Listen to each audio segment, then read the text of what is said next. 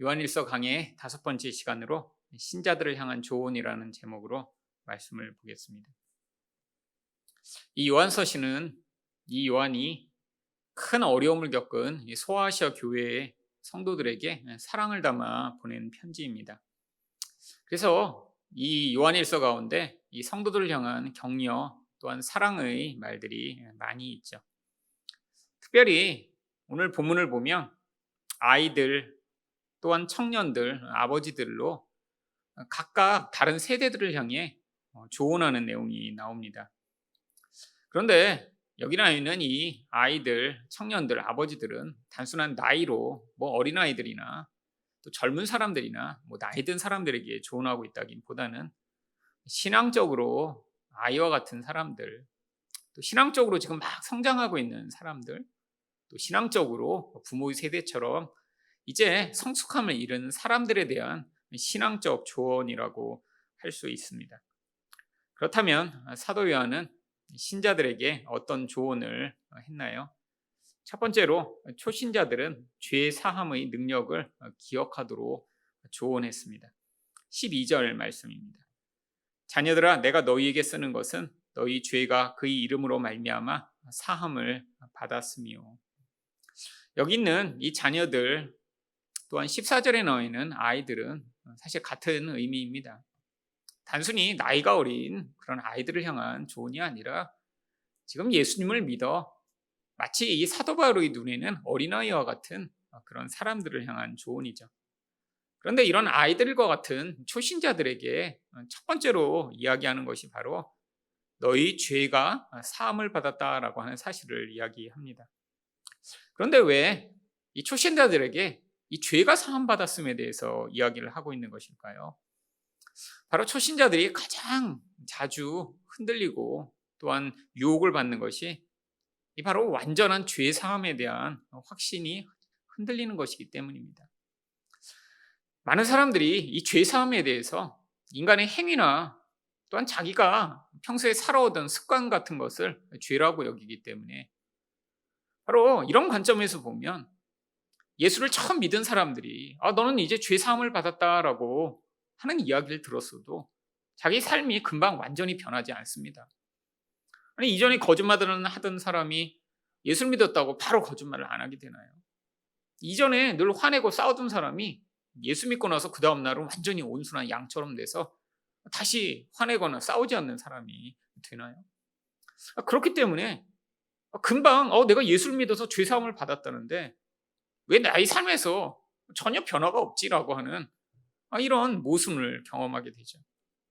근데 성경이 얘기하는 이 죄사함이라는 것은 영적 의미입니다. 단순히 도덕적으로 내가 어떤 나쁜 짓을 했던 것을 안 하게 되고 그래서 너는 깨끗해졌다라는 의미가 아니라 이제는 영혼이 공허하기 때문에 하나님처럼 되려고 했던 이 근원적인 죄에 대해서 하나님이 이제 우리를 용서해 주셨기 때문에 그래서 하나님이 우리를 보실 때는 의로운 자로 보신다라고 하는 이 완전한 죄 사함의 선포를 이야기하는 것이죠. 또한 사람들이 이렇게 죄 사함의 선포를 받았어도 자기 삶 가운데 이런 죄 문제가 자주 경험되기 때문에 이것을 자기 의로 보상하고자 하는 욕구가 너무 많아서 바로 초신자들에게 예수 이름으로 말미암아 우리가 죄 사함을 받는 것이지 네가 이런 어떤 잘못된 행위를 했으니까 그것을 바꾸기 위해 훨씬 더 헌신을 하거나 엄청난 종교적인 행위를 한다고 해서 너희 죄가 사하는 것이 아니다라고 지금 이야기를 해주고 있는 것이죠. 사실 이런 근원적인 부분에서의 이 죄 사함이 해결되지 않으면 예수를 오래 믿은 사람도 이런 데서 벗어나지 못하는 사람도 많이 있습니다. 사실 제가 얼마 전에도 이제 어느 교회에 설교를 하러 갔는데 끝나고 나서 어떤 분이 잠깐 이야기할 것이 있다고 저를 찾아왔습니다. 그런데 그분이 궁금한 게 그거였어요. 제가 설교 때 잠깐 이런 이제 인간의 옛사람과 새사람 또 하나님이 우리를 어떻게 의로운 자로 보시는가 이 얘기를 했더니 자기가 교회 다닌 지 오래됐는데 자기도 자꾸 이렇게 새사람으로 살고 싶고 그렇지만 자기는 이렇게 근원이 자꾸 변하지 않는다는 거예요. 근데 이런 식으로 살다가 자기가 볼 때 죽을 때까지 이렇게 의로운 거룩한 자가 못 될 것 같은데 그럼 자기가 정말 구원받은 게 맞냐고. 그래서 그때는 간단하게 말씀을 드렸습니다. 이렇게 새 사람이 됐지만 이것은 성령으로 우리 안에 하나님이 새 사람이라고 인정해 주시며 그것이 이제 성장해 나가야 되는데 우리 본질 자체는 옛사람으로 그대로이기 때문에 살면서 이 옛사람의 모습이 계속 나타날 때 우리는 자주 낙심하고 내가 구원 못 받았나? 이런 생각을 하게 되지만 결국에는 이 땅의 이 인생의 과정을 통해 이 옛사람이 줄어들고 나중에 우리 안에 하나님이 시작하신 새 사람을 마치 우리인 것처럼 인정해 주시며 구원이 완성되는 것이니까 이후에도 혹시 이런 옛사람의 모습을 경험하더라도 하나님이 이렇게 나를 버리셨거나 내가 구원 못 받았다고 두려워하시지 말라라고 이야기를 해드렸죠. 많은 사람들이 사실은 이런 초신자적인 사실 어린아이들이 처음 내가 엄마가 나를 사랑하나? 내가 이렇게 잘못했는데 아빠가 나를 버리면 어떡하지? 라고 하는 이 근원적인 부분에서 벗어나지 못할 때 이 신앙이 더 온전하게 성장하지 못합니다. 왜 우리가 끝까지 복음으로 돌아가야 하냐면 복음은 바로 우리의 어떤 행위에 관계없이 하나님의 사랑이 변함이 없다는 사실을 이야기하는 것이죠. 이미 원수되었고 죄인일 때 우리를 사랑하셨기 때문에 그 다음에 우리가 어떤 행위를 한다고 해서 하나님의 사랑이 더 커지거나 우리가 어떤 행위를 잘못한다고 해서 하나님의 사랑이 사라지지 않기 때문입니다. 그래서 이 초신자를 향한 두 번째 조언처럼 보이는 14절 상반절에서 아이들아 내가 너희에게 쓴 것은 너희가 아버지를 알았으며 사실 이것이 이 죄사함과 아주 깊이 연관되어 있는 것입니다.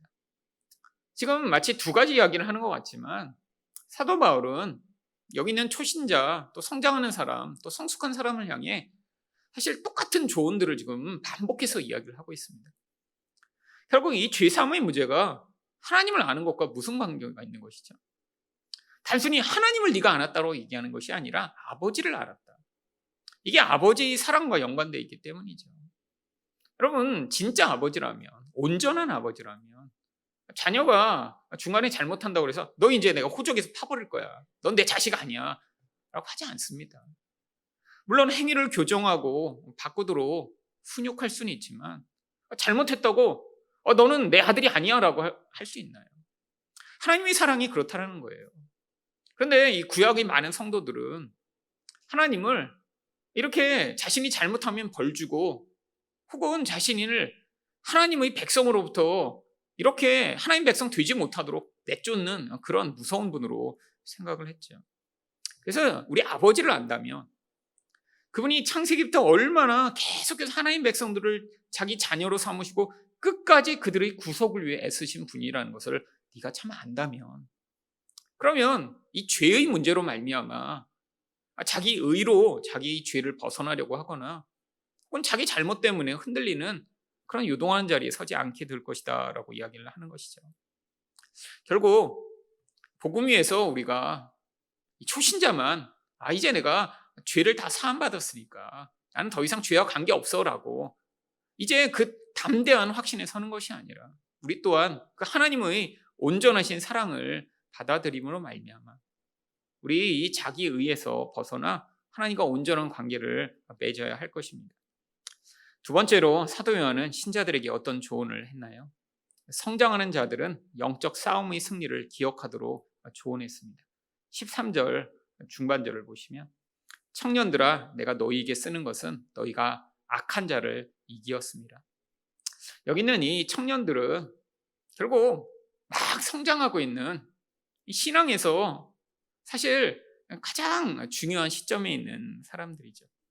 그런데 이 13절 여기뿐 아니라 14절에서 거의 똑같은 구절이 나옵니다.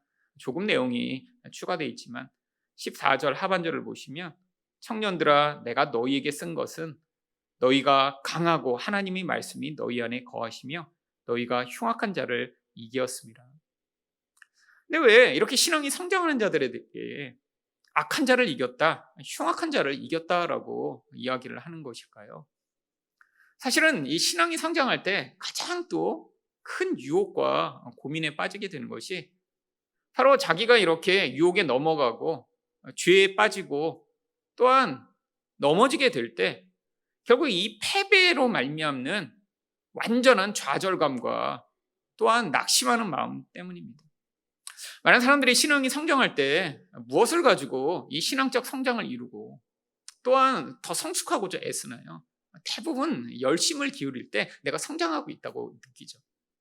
근데 이 열심으로 자기 영적인 부분에서의 변화를 도모하려고 하면 일정 시간은 내가 성장하는 것 같아요. 이전엔 기도 안 하다가 매일 정하고 기도를 합니다. 이전엔 큐티 안 하던 사람이 정하고 큐티를 해요. 근데 그때는 어떤 느낌이 있냐면, 와, 내가 이렇게 열심을 부리니까 내가 영적으로 성장하고 있어. 그런데 그렇게 열심을 부려서 영적으로 성장하는 것이 아닙니다. 여러분, 영적 성장은 하나님이 우리에게 은혜로 말미암아 우리의 본질을 바꿔나가셔야 성장이 되는 것이지, 아니 종교적 행위나 어떤 종교적 모습을 조금 갖췄다고 그 사람의 본질이 진짜 바뀐 게 아니라 행위만 더 하게 된 것이죠. 그런데 이렇게 행위를 하다 보면 이게 한 번 시작한 것이 계속 일평생 계속될 수 있나요? 분명히 중간에 유혹을 겪고 또 문제가 생기고, 그래서 계속하지 못하며 넘어지게 되는 상황들이 반드시 벌어지게 되어 있습니다. 제가 20대 때 어느 집회를 가서 굉장히 큰 은혜를 받았습니다. 근데 이제 그때 어떤 여자 전도사님이 집회를 하셨는데, 그분은 자기가 천국과 지옥을 갔다 오셨대요. 뭐 요즘은 제가 이제 그런 분들을 믿지 않지만 20대 때는 저도 천국 지옥 가고 싶은 열망이 너무 커서 어디서 이렇게 플랜카드 붙여 있고 그러면 기억하고 가고 그랬습니다. 근데 이제 그분이 자기가 여러 번 갔다 왔대요. 그러면서 막 이제 뭐 무서운 얘기를 많이 해주셨어요. 내용은 하나도 기억 안 나는데 뭐 지옥에 갔더니 뭐 천국 갔으면 뭐 좋다는 얘기를 하셨던 것 같아요. 근데 이제 기억나는 거는 지옥에 갔더니 뭐 너무 무섭다, 이렇게 고통스럽고 뭐 사람들은 울부짖고 마귀가 이렇게 괴롭히고. 근데 지금 돌아보니까 그 지옥 그런 곳이 아니거든요. 근데 하여튼 그분은 자기가 이제 느끼고 경험한 걸 가지고 뭐 거짓말은 아니셨겠죠. 근데 이제 은혜를 받으면서 이제 그분이 내가 이렇게 놀라운 천국과 지옥 경험을 한 게 이렇게 새벽에 새벽 제단을 쌓으며 이렇게 맨날 기도했더니 하나님 나를 사랑스럽게 여기셔서 이런 놀라운 경험을 하게 해주셨다, 그런 얘기를 중간에 하셨던 것 같아요. 그래서 제가 그날 결심을 했습니다. 그분이 맨날 새벽 4시에 일어나서 기도하신대요. 그래서 저도 내가 평생 앞으로 하나님, 내가 4시에 일어나서 새벽 제단을 쌓으며 기도하겠습니다. 그때 막 제가 영적으로 굉장히 이렇게 열정이 가득 차 있는 상황이라 가능했어요. 그래서 4시에 일어나서 성경 보고 기도하고 막 불타서 했습니다. 얼마나 오래 했을까요? 뭐 몇 개월 했던 것 같아요. 정말 열심히 은혜도 받는 것 같았어요.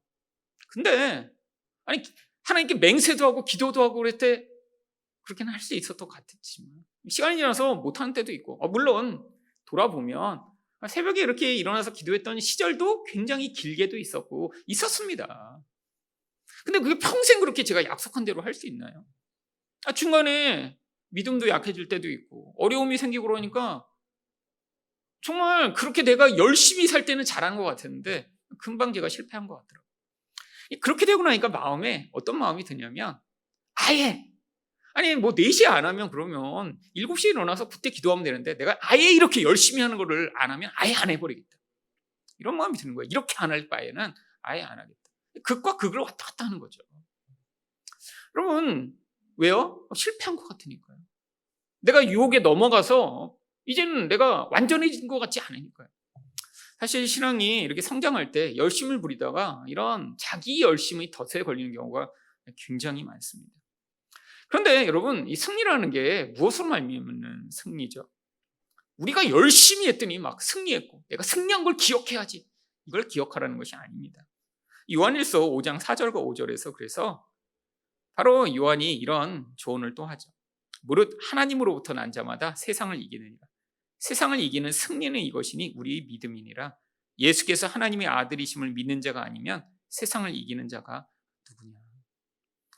여러분, 우리가 열심을 내서 세상을 이기고 승리하는 것이 아니라 악한 자를 이기고 우리가 마귀랑 싸워서 내가 아주 멋진 전사가 되는 게 아니라 사실은 예수님이 세상을 승리하시고 그 승리가 우리에게 전가됐음을 믿는 믿음으로 이 세상을 살아가도록 하시는 것이죠. 우리가 실패해도 괜찮아요. 우리는 절대 마귀와 싸울 수 없습니다. 일생에서 우리가 마귀랑 싸우려고 하면 우리는 반드시 실패할 수밖에 없죠. 어떻게 인간이 영적 존재랑 싸울 수 있겠어요? 예수님이 이기셨다는 것을 믿고 그분이 이 세상의 통치자라는 사실을 믿는 믿음이 바로 이 세상을 이기고 마귀를 이기게 만드는 것이죠. 근데 그 믿음마저도 결국 우리가 내가 열심히 믿었더니 내 큰 믿음으로 말미암아 어떤 결과가 나타나는 것이 아닙니다.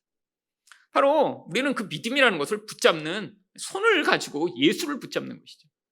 우리가 예수 그리스도가 그런 통치자라는 사실을 믿게 될 때, 그래서 예수 그리스도가 세상을 이기고 마귀를 이기시며 우리에게 어떤 일이 일어나더라도 내가 약속하고 계획하고 믿고 결심한 것이 실패하고, 아니 내 인생에서 다 무너진 것처럼 보이고, 아니 심지어는 실제로 인생 가운데 정말로 패배한 자처럼 보일지라도 예수 그리스도의 승리가 절대로 변함이 없다는 사실을 그 믿는 믿음이 결국 우리에게 참된 승리로 나타나는 것이죠. 여러분, 세상적 기준으로 보면 사실은 예수 믿는 사람들이 승리라고 할 만한 그 승리의 결과가 나타나지 않을 수도 있습니다. 인간적으로는 너무나 어떤 결과를 자꾸 보기를 원하잖아요. 근데 예수님의 제자들만 한번 보세요. 큰 교회를 세우고 역사의 이름이 알릴 만한 놀라운 업적을 남기며 수없이 많은 사람들을 감화하고, 여러분, 그런데 제자들을 보면 어떻게 보면 다 실패자처럼 끝났어요. 그런데 그 연약해진 모습 가운데 그들이 끝까지 무엇을 포기하지 않았나요? 바로 예수 그리스도가 하나님이시며 이 온 세상을 다스리신다는 것을 포기하지 않았습니다. 이게 바로 승리라는 것이죠. 결국 청년들이 계속해야 될 게, 내가 마귀랑 싸워서 이렇게 이겼다, 내가 어떤 하나를 승리했다라고 자기 의에 사로잡히는 것이 아니라 예수님이 승리자시며 내가 한 번, 두 번 실패하고 넘어지는 것 자체가 정말 예수 그리스도의 승리에 하등의 영향을 미치지 못한다는 사실을 기억하도록 하는 것입니다. 마지막으로 사도 요한은 신자들에게 어떤 조언을 했나요? 성숙한 자들은 창조주 하나님을 기억하도록 조언했습니다. 13절 상반절입니다. 아비들아, 내가 너희에게 쓰는 것은 너희가 태초부터 계신 이를 알았습니다. 그런데 14절 하반절에서 또 똑같은 얘기를 합니다. 아비들아, 내가 너희에게 쓴 것은 너희가 태초부터 계신 이를 알았습니다. 왜 이렇게 똑같은 말을 반복하나요? 사실 옛날에 편지 보낼 때 강조한다고 거기다 밑줄을 치거나 별표하거나 그러지 않고, 고대인들은 똑같은 말을 반복해서 이게 얼마나 중요한지 기억해라 라고 이야기하고 있는 것이죠. 여러분, 신앙이 이렇게 지금 성숙한 아비들이라고 부르는 분들한테, 아니 이거 너무 잘하는 거 아닌가요? 태초부터 계시니, 하나님을 안다는 것이 너희가 꼭 기억하고 잊어먹지 말라고 왜 이것을 이야기하죠? 여러분, 성경에서 태초부터 계시니라고 하나님을 부를 때는 우리 하나님을 창조주로 부르고 있는 것입니다. 그런데 왜 하나님을 창조주로 기억해야 하나요? 신앙이 성숙해 갈수록 사실은 가장 중요한 것이 이 창조주 하나님이 우리 인생과 역사를 마무리하는 바로 심판주며 종말주가 되신다는 사실을 기억하도록 하는 것입니다. 바로 이것이 가장 잘 쓰여진 성경이 요한계시록이죠. 요한계시록 22장 13절입니다. 나는 알파와 오메가요, 처음과 마지막이요, 시작과 마침이라. 여러분, 요한계시록에는 이런 표현이 아주 많이 나옵니다. 예수님도 스스로를 이렇게 표현하시고 하나님도 이렇게 표현하시고, 그리고 우리 하나님을 창조주로 자주 언급해요. 이유가 뭐죠? 세상을 살다 보면 하나님이 이 온 세상을 창조하시고 끝내시는 분이라는 사실을 잊어먹기가 너무 쉬운 거예요. 또한 나이가 들수록 이 죽음이 가까이 옵니다. 저희 아버님은 하더라도 이제 연세가 드셨으니까 이렇게 전화가 딱 친구한테 오거나 그러면 거의 대부분 누군가 돌아가셔서 이렇게 전화가 오시는 거예요. 아무개 죽었어. 근데 참 이 나이가 든다는 게 그렇더라고요. 평생 같이 보던 사람인데, 중학교 친구, 고등학교 친구고 그랬는데 이제 여러 가지 연유로 이렇게 돌아가시고 나니면 그게 굉장히 이렇게 영향이 크신가 봐요. 그리고 그 죽음 이야기를 정말 이 명절마다 더 많이 하세요. 점점 그 퍼센트가 너무 많아지고, 그래서 곧 이렇게 느낌이 들 정도로 하신데 여전히 건강하세요. 하지만 본인 안에 느끼는 그 미래에 대한 나에게도 곧 다가오는구나. 철수도 이렇게 느끼시니까 이게 너무 개인화되신 거예요. 이게. 그래서 명절 때마다 꼭 뭐를 하시냐면 이제 할아버지가 마지막으로 뭐 이런 얘기를 하시면 마치 유언처럼 이렇게 말씀을 남기시는데 앞으로도 굉장히 오랫동안 이 마지막 말씀을 들어야 될지도 모르죠. 여러분, 근데 여기서 우리가 뭘 기억해야 되나요? 하나님이 이 온 세상 나를 창조하신 분이며 그러니까 우리 하나님이 이걸 끝내실 하나님이시구나. 여러분, 요한계시록에서 왜 이렇게 하나님을 뭐 알파 오메가 뭐 이렇게 자꾸 얘기하나요? 여러분, 그 요한계시록의 상황을 살던 성도들에게는 하나님이 세상 가운데 안 계신 것처럼 보이는 상황이 너무 많이 벌어졌기 때문이죠. 고난, 고통, 마귀가 세상의 주인인 것처럼 보이고 역사는 끝나지 않을 것 같은 이 세상. 여러분, 그때 무엇을 기억해야 되나요? 우리 하나님이 창조주시니까 우리 하나님이 이 역사를 끝내시고 완성하시고 모든 것들을 완벽하게 하실 하나님이시구나라는 믿음이 필요한 것입니다.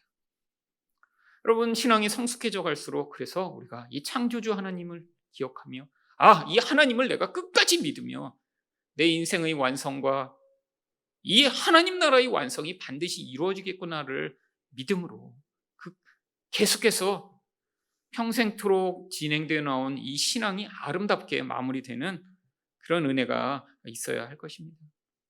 이 사도 요한의 조언대로 신앙 가운데 우리 죄의 용서가 오직 예수 그리스도만으로 이루어짐을 믿고 또한 이 땅에서의 우리 실패에 따라 우리 승리가 좌우되는 것이 아니라 오직 예수 그리스도만으로 그 승리가 보장됨을 믿으시며 또한 창조주 하나님이 모든 것들을 완성하시는 하나님이 되시는 그 믿음으로 말미암아 우리 신앙이 더욱 견고해지기를 축원드립니다.